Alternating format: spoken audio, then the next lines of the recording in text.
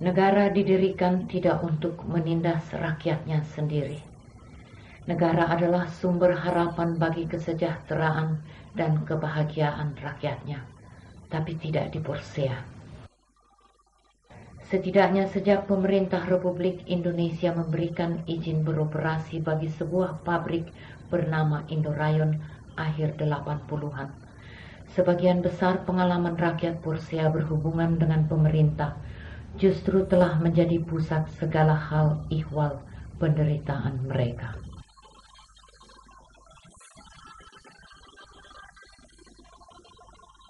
Pembicaraan tentang perseteruan rakyat Porsia dan Indorayon adalah pembicaraan tentang luka rakyat yang terus menganga, tentang air mata mereka yang tak putus mengurai, tentang hak asasi mereka yang terlecehkan.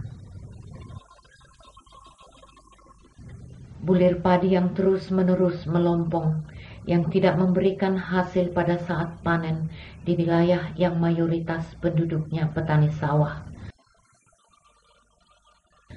Air bersih yang tercemar dan menimbulkan penyakit, peternakan dan perikanan yang punah, jalanan yang hancur, hujan asam yang mengakibatkan kerusakan atap rumah, bau busuk yang sepanjang hari menerpa hidung, pernapasan dan paru-paru, ibu-ibu yang ke depan akan melahirkan anak-anak yang cacat, fisik maupun mental. Untuk semua penderitaan itu, berlebihankah apabila rakyat Porsia menjerit menolaknya? Indorayon sudah menjadi masalah bagi masyarakat Porsia sejak awal 80-an. Jauh dari kehirauan masyarakat ibu kota sebagai pusat kekuasaan, jauh dari kepedulian para penguasa, jauh dari pemahaman kita semua. Meski rakyat Porsia didukung berbagai elemen masyarakat tak henti mempersoalkannya, penderitaan rakyat Porsia di tepi Danau Toba itu akibat limbah menakutkan dari Indorayon tidak pernah menjadi persoalan bangsa. Sejak Indorayon didirikan 1989, lokasi pabriknya yang terletak di lembah dan dekat pemukiman padat penduduk sejak awal sudah dinilai salah dan diwarnai protes.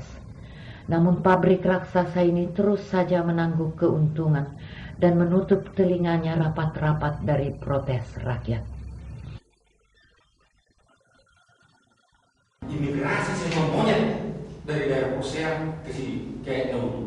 Begitu Indorayon tutup 1 tahun kemudian sampai sekarang yang lihat monyet di imigrasi itu, karena mereka sudah kembali ke hutan. Nah kalau monyet saja sudah tahu bahwa Indorayon bawa malapetaka, apakah kita manusia harus tinggal diam? Akumulasi daripada gas-gas beracun itu di atas terjadi lapisan-lapisan sehingga makin tebal dan nanti dia turun ke bawah menjadi hujan asam. Jadi yang paling tidak bisa dikuasai adalah gas-gas beracun itu. Untuk membuat 240 ton bubur kertas dan 60.000 ton rayon setahun, pabrik ini menebang hutan alam di hampir seluruh Sumatera, mengakibatkan tanah longsor dan mengorbankan nyawa puluhan rakyat, mengakibatkan kerusakan jalan senilai 30 miliar setiap tahun, dan menyusutkan permukaan air Danau Toba. Dosa perusahaan ini pada lingkungan dan kemanusiaan sungguh tak termaafkan. Sementara gugatan Walhi pada pemerintah sebagai yang memberi izin operasi bagi Indorayon yang telah dengan barbar merusak lingkungan gagal di pengadilan. Menjadi masalah oleh karena pabrik itu memakan hutan. Mana yang lebih untung? Secara makro itu artinya begini, ekonomi yang baik harus berarti lingkungan yang baik. Jadi kalau lingkungannya jelek, tidak mungkin ekonominya itu baik. Jadi kalau perhitungan kepentingan nasional, jangka pendek, jangka sedang, jangka panjang, itu Indorayon atau Toba Pelestari itu akan merugikan. Jadi bukan Toba Lestari, yang Toba ini akan jadi velop karena sudah orang tanam modal. Nah, dia yang salah.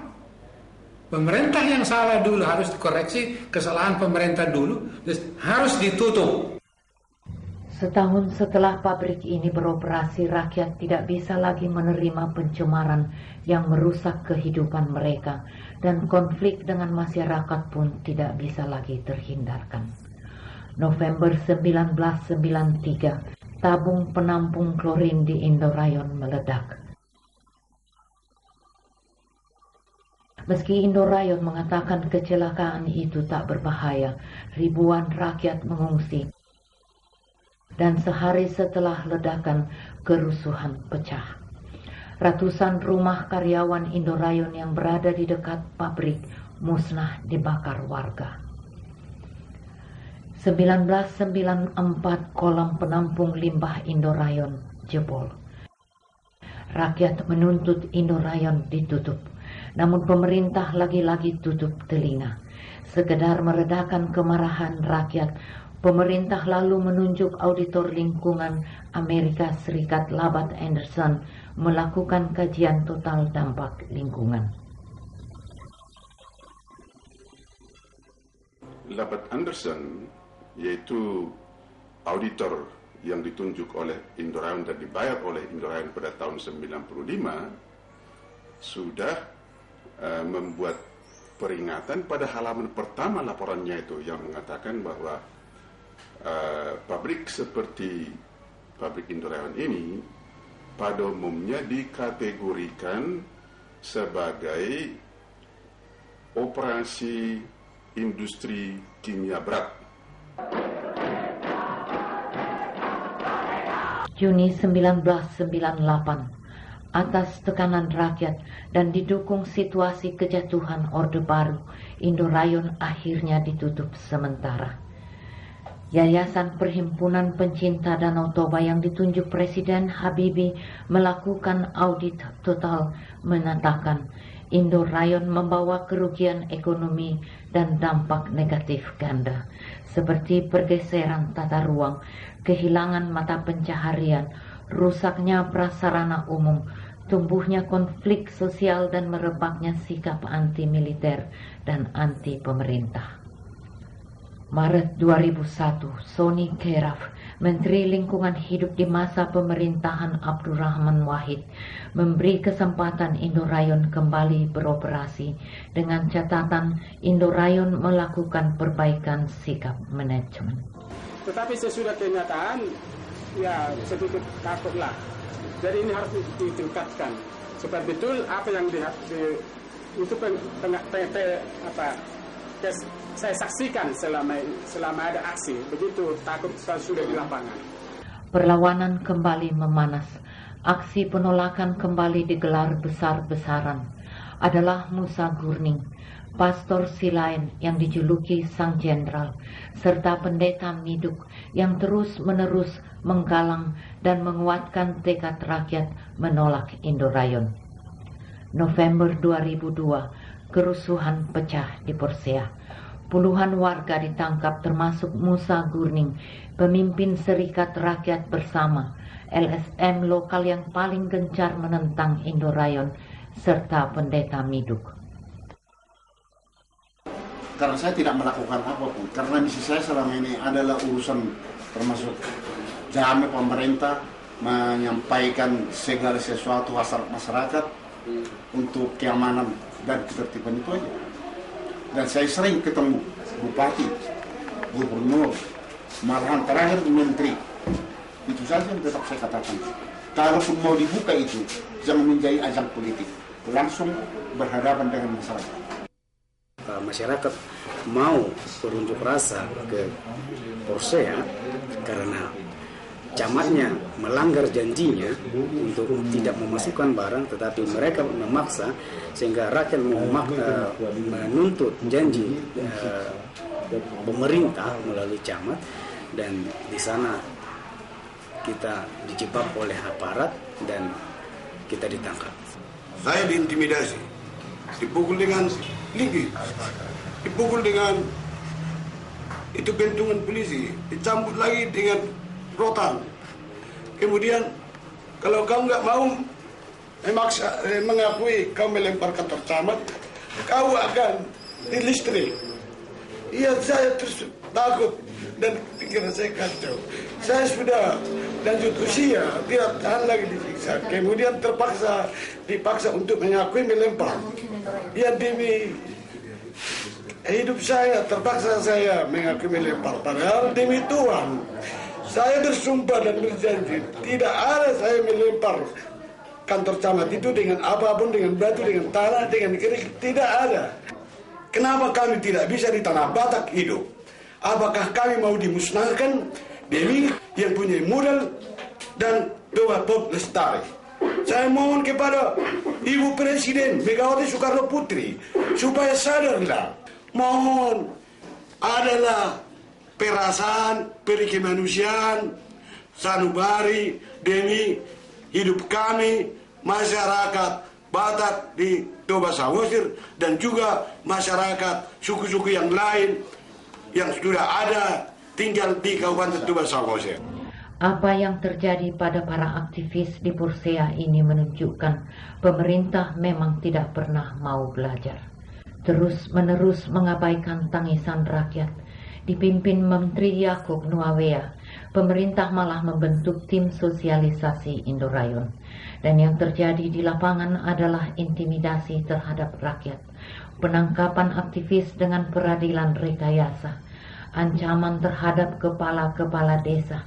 Untuk memperoleh kesan ada masyarakat yang mendukung dioperasikannya kembali Indorayon, rakyat dipecah belah, disuap dengan uang dan iming-iming. Terus ditarik mak? Ditarik ya?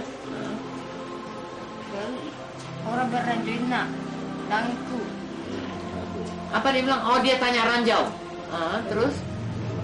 Tujang gue. Ditujang Musek? Diinjak nih katanya. Ditendang lagi? Tendang. Kamu sudah berdiri waktu itu? Perlawanan rakyat Persea terus tersudut. 22 Januari 2003, pemerintah mengizinkan Indorayon kembali beroperasi dengan nama baru Toba Pulp Lestari. Keputusan ini semakin mempertegas betapa penguasa tidak pernah menggunakan telinganya dan cenderung enggan menggunakan akal sehatnya. Pemerintah bukan tidak paham apa akibat buruk dari diaktifkannya kembali Indorayon. Mereka tahu persis akibat buruk itu tidak sepadan nilainya dengan keuntungan yang bisa dihasilkannya. Kami tidak ada gunanya mengadu kepada Kapolda, kami tidak ada gunanya mengadu kepada Kapolri, kami tidak ada gunanya mengadu kepada Presiden. Tapi itulah penguasa yang kita kenal di negeri ini setidaknya sejak 40 tahun terakhir. Mencari keuntungan sebanyak-banyaknya, menghalalkan segala cara untuk mewujudkan itu. Belum lagi kematian Panuju Manurung dan Hermanto Sitorus yang dibunuh aparat kepolisian pada konflik 1998 dan 2000 terungkap. Kini sikap tidak peduli pemerintah kembali menghadapkan rakyat Persea pada berbagai pelanggaran HAM. Namun rakyat Persea akan terus melawan, bukan karena mereka berdarah Batak dan memiliki karakter yang kukuh, tapi karena dampak dioperasikannya Indorayon jelas akan membinasakan rakyat serta seluruh kehidupan di sekitar pabrik itu. Saya anak daripada Persea. Sejak dibukanya Indorayon, penduduk Persea itu banyak yang menderita. Baik itu dari peternakan, baik itu pertanian, baik itu kesehatan, banyak yang menderita. Jadi sejak dibuka Indorayon, semua penduduk Persea, baik itu tak penduduk merasa menderita. Tapi kenyataan Indorayon itu sesudah ditutup 2 tahun, kenyataan pertanian bisa kembali bagus, peternakan bisa kembali bagus, kesehatan juga bisa meningkat. Jadi saya terbeban dengan Persea, bahkan di dalam pokok dosa Indorayon segera ditutup. Waktu kejadian tahun 98 saya di situ barisan depan waktu itu menghalau orang tua, membawa orang tua untuk demo. Kebetulan waktu itu barisan paling depan dari Indorayon adalah Brimob. saya itu disuruh pulang, jarak 10 meter saya udah ditembak, kaki kiri saya duluan. 3 langkah maju ke depan itu kaki saya kanan tertembak, habis itu gas air mata. Nah, jadi memang polisi itu biadab waktu itu, Brimob itu. Bahkan di Serai Turuk ada itu nasi pakai dangdang besar, itu ditendangin kayak bola gitu. Jadi peri kemanusiaan Indorayon itu nggak ada lagi sama sekali. Jadi Indorayon itu membawa malapetaka untuk Toba Samosir khususnya Persea gitu. Saking si Manurung, Insinyur Panuju yang insinyur dari Jakarta ini termasuk juga meninggal gitu. Jadi memang Indorayon itu tidak layak dibuka. Dari segi lingkungan itu udah harus ditutup. Masalah Persea adalah masalah otonom. Tidak ada hubungannya dengan orang-orang di luar Persea. Tidak ada hubungannya dengan aktivis, dengan LSM atau mahasiswa. Sebagai bupati di wilayah ini, saya lebih tahu apa masalah di sini. Begitu Sahala Tampu Bolon, Bupati Toba Samosir bersikap.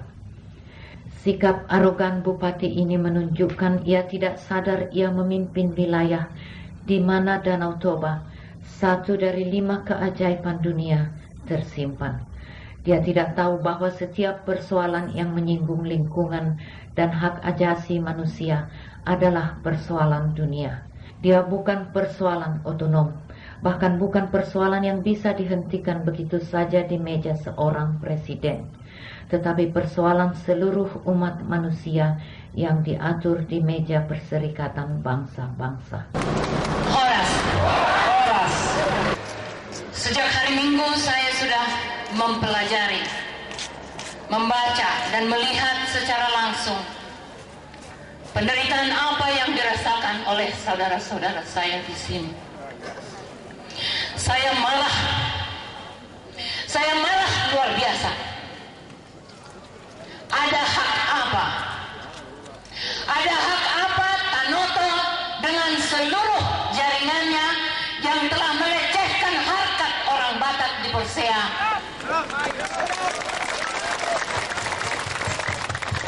terus-menerus menyakiti rakyat. Kekuasaan yang korup, kekuasaan yang menghancurkan lingkungan hanya untuk kerakusan semata. Sampai detik ini belum ada kebijakan dari pemerintah pusat untuk sepakat menutup PT Indorayon.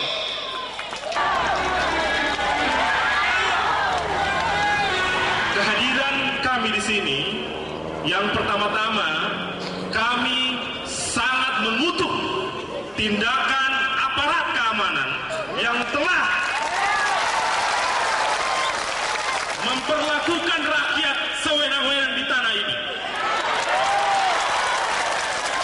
Yang kedua, kami ingin mengatakan bahwa sampai saat ini Walhi tetap konsisten bersama rakyat untuk menolak dan menutup PT Inti Indorayon. Di tengah-tengah kita sekarang hadir cucu Raja Sisingamangaraja 12.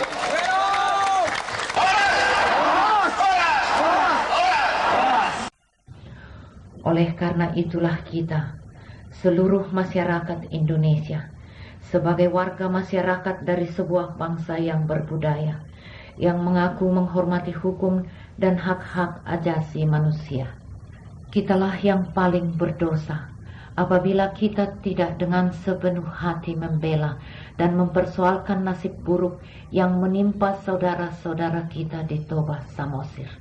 Sama berdosanya dengan para penggundul hutan yang telah membinasakan hidup serta kehidupan saudara-saudara kita di sana. Sama berdosanya dengan pimpinan bangsa yang paling bertanggung jawab atas diaktifkannya kembali Indorayon.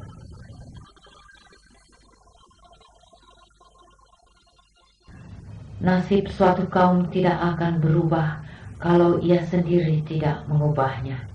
Kedua belah tangan kitalah yang harus mewujudkan perubahan itu. Dengan keberanian berhadapan dengan kenyataan pahit politik yang harus dihadapi dengan segenap kesadaran.